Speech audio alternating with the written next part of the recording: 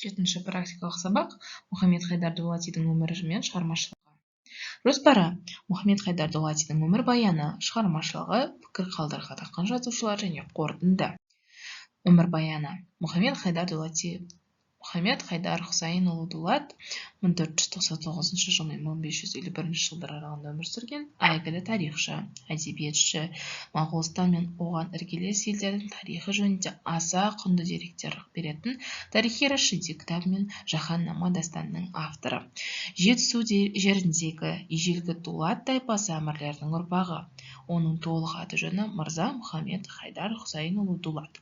Мұндағы Мұхаммед Хайдар өз аты, Мұхаммед Хұсайын әкесінің аты, Мырза текті әулеттің тұқымы екенін білдіретін атау, хан балаларын ханзада, сұлтан аталатын секілді.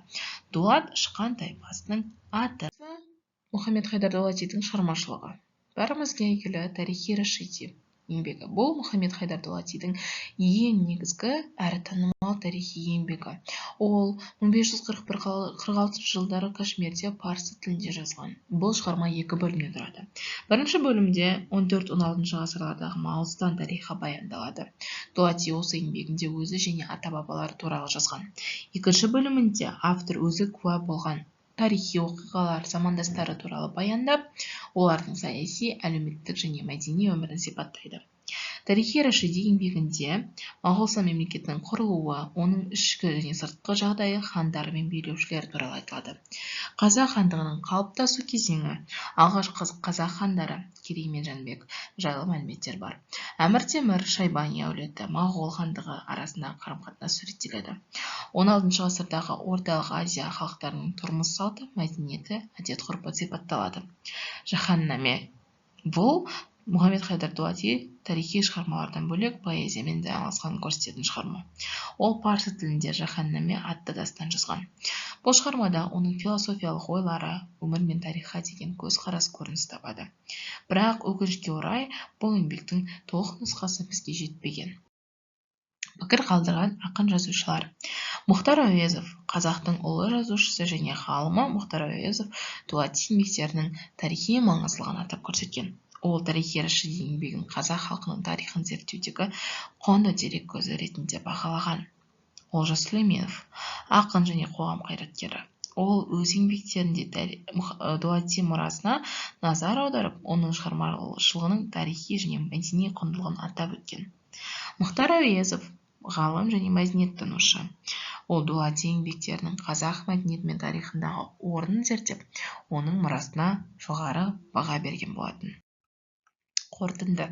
Дулати еңбектерінде қазақ хандығының құрылуы, қазақ халқының этникалық құрамы, Моғолстан тарихы және де сол кезеңдегі маңызды саяси оқиғалар туралы құнды мәліметтер береді.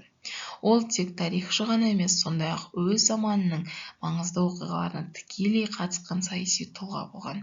Оның шығармашылығы мен тарихи еңбектері қазіргі таңда өзекті болып, зерттеушілер мен оқырмандардың назарын аударып келеді. Мұхаммед Хайдар Дулати мұрасы қазақ халқының тарихи жадысының ажырамас бөлігі болып табылады. Келесі тапсырмаларға кезек берсек, бірінші тапсырма сұрақ-жауап. Осы сұрақтарға жауап беріңіздер. Бірінші сұрақ: Мұхаммед Хайдар Дулатидің әулеті қай тайпадан шыққан және оның ата-бабалары қандай қызмет атқарған? Екінші сұрақ: Тарихи Рашиди еңбегі қандай себеппен және қай жерде жазылды? Үшінші сұрақ: Тарихи Рашиди еңбегінде қазақ хандығына қатысты қандай маңызды мәліметтер бар? Төртінші сұрақ: Мұхаммед Хайдар Дулати қандай елдерде өмір сүріп, қандай тарихи оқиғаларға куә болды? Бесінші сұрақ: Мұхаммед Хайдар Дулати поэзиямен де айналысқан. Оның қандай әдеби шығармасы бар және де ол не туралы? Алтыншы сұрақ: Мұхаммед Хайдар Дулати қалай және қай жерде қайтыс болды? Екінші тапсырма: тарихи пазл ойыны. Тарихи пазл ойынына мына сұрақтарға қатыстырып жауап жазыңыз. Мұхаммед Хайдар Дулати 1499 жылы дүниеге келді. 1541 жылы Кашмирде Тарихи Рашиди еңбегін жазды. 1551 жылы Кашмирде қаза тапты. Осы сұрақтарға белгілі хронологиялық ретпен жауап беріңіздер. Экранда пайдаланылған әдебиеттер тізімі көрсетілген. Назарларыңызға рахмет. Сабағымыз аяқталды. Сау болыңыздар.